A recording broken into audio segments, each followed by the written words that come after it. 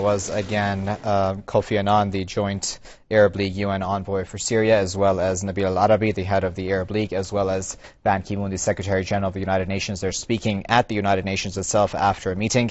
Ban Ki-moon saying that all member states support the Annan peace plan and wants violence by all sides to stop. He said the objective of all actions will be to support Annan's mission.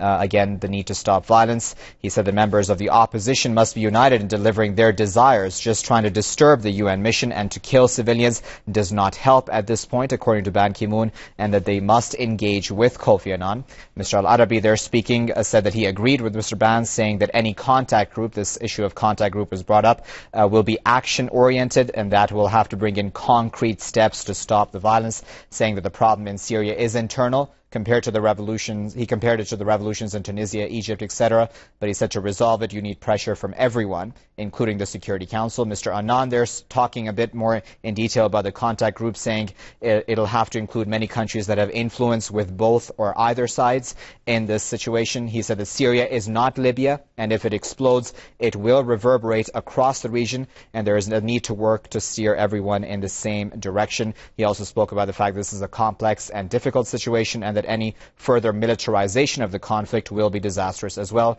Well, to discuss that situation a bit further, we're now joined by Mr. Webster Griffin Tarpley, who is an author and historian, who is joining us now via satellite from Washington. Mr. Tarpley, thanks a lot for joining us. Now, there's been quite a lot of activity in the UN about Syria today. How do you assess the UN's role in the Syrian issue, as well as that of the Arab League, etc.? I would say it is a very negative and ominous role. The performance we've just seen featured in particular two of the greatest liars and imperialist tools of the age, Ban Ki-moon and Kofi Annan.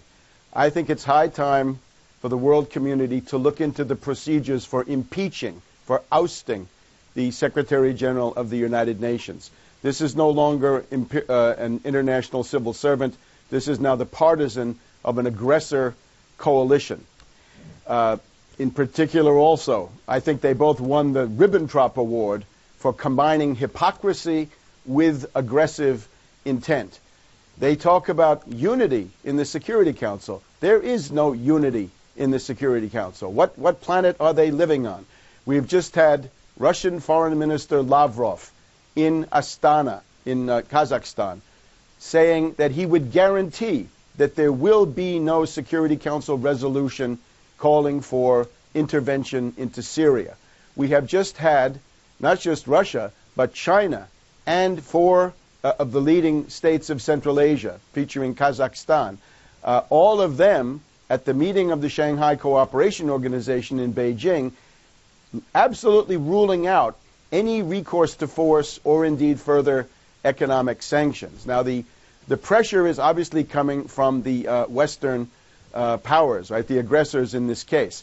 We have Hillary Clinton in Turkey demanding that Assad, President Assad of Syria, leave the country, resign his post and leave the country. A new level of international diktat.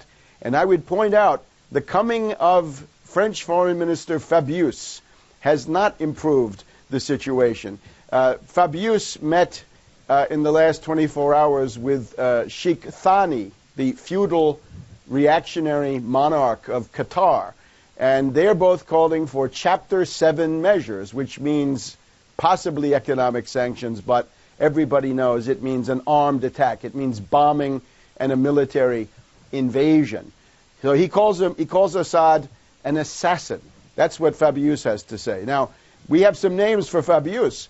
The later president of France, Jacques Chirac, in a debate with Fabius back in the 1980s, called him a nasty little dog, an unpleasant little creature, maybe a nasty little attack dog. Perhaps President Chirac of France was right on that one when it came to Fabius. Now, Mr. Tarpley, you know, the U.S. public is obviously in no mood for more war, according to a recent CNN poll even. And even Clinton in the past has admitted that Syria is no Libya, as Mr. Annan as well said, i.e. it is stronger militarily. What does that mean then for the Western and Arab League plan then for Syria? Well, you remember in the case of Libya, they were all saying no bombing of Libya until about a little bit less than a week before the bombing started. And then on one fateful Wednesday, as I recall, they decided that it was time for bombing. And lo and behold, by Saturday, the bombing had started in Libya. They are attempting to hoke up an international hysteria.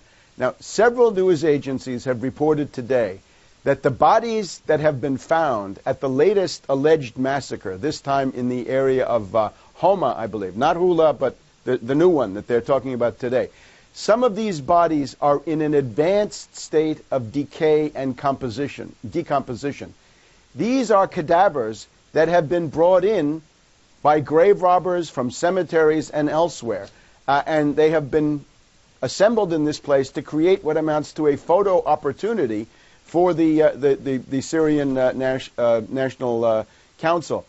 It's important to see that this is the method of Hitler and the Nazis. This is exactly what Hitler and the Nazis did when they wanted to attack Poland in August and September of 1939. This was called Operation Himmler or Operation Canned Goods, the assembling of corpses and then called in the press and claimed that there's been an attack. It's also beginning to resemble the Spanish Civil War. Right? Think of Guernica, the bombing of this little town in the Basque Country by German, Nazi, and Italian fascist aviation that killed about 1,000 people. This time it's Guernica, but undercover. It's a stealth Guernica that has been imposed. And I think it's important for people in the world that are interested in truth to trumpet this from the housetops. This is a series of war provocations. You're certainly right that the American people are sick of war. They're horrified by the idea of new military conflict. But we also know that Obama's adventurism knows no grounds, right? Knows no bounds. This is the president who spends every Tuesday with his death list figuring out who he wants to kill with his drones across the world. So we are in quite a bad situation worldwide, but we can certainly welcome the positive role of Russia, China, and the Shanghai Cooperation Organization, and certainly other countries, the ALBA group in Latin America, for example, that would be against the war. But it's time for all of those forces to mobilize. Well, let's speak about China and Russia then, if we can, Mr. Tarpley, at further length, if we can. Do you see them changing their stance at all presently? Because Mr. Annan there spoke about this idea of a contact group being set up. Do you think that China and Russia would sign on to something like that, maybe? Well, the possibilities of dialogue are always there, but the important thing is that no blank check in the Security Council be given, no more Libyan resolutions that could then be twisted and turned into a fig leaf for aggressors in the way that the Libyan one obviously was from the very beginning. The question for Russia and China is that the aggressive intent of the NATO bloc is now so obvious that you have to see that the process that's now hitting Syria, that hit Libya last year, now hitting Syria, a few steps down the road, that will be hitting countries like Russia and China. We are dealing with a ruling class here in the British and American world in particular, who have taken leave of their senses. They are mad as hatters, and I don't think there's any barrier that will stop them, except the idea of military retaliation, of countries that are willing to defend themselves. So I would say this aggressive campaign has to stop somewhere. Let's have it stop here in Syria, because there is no civil war. This has not attained civil war. And here I am citing a faction of the U.S. ruling elite, that is the Zbigniew Brzezinski group. Brzezinski has warned in the last day or two against an emotional reaction. Of course, what he's talking about are these fake, hoped-up massacres. People really die, but they're not killed by the Syrian army. Don't have an emotional reaction. Don't get swept up into this hysteria. And as he points out, the threshold of a civil war is not met. There is no front. There is no territory controlled by the rebels. I do sincerely apologize, Mr. Tarpley, a very heavy campaign of terrorism. Leave it there for now. Unfortunately, time has gotten the best of us. That was Mr. Webster Griffin Tarpley, author and historian, speaking to us live from Washington. Mr. Tarpley, as always, we do appreciate your insight here on Press TV.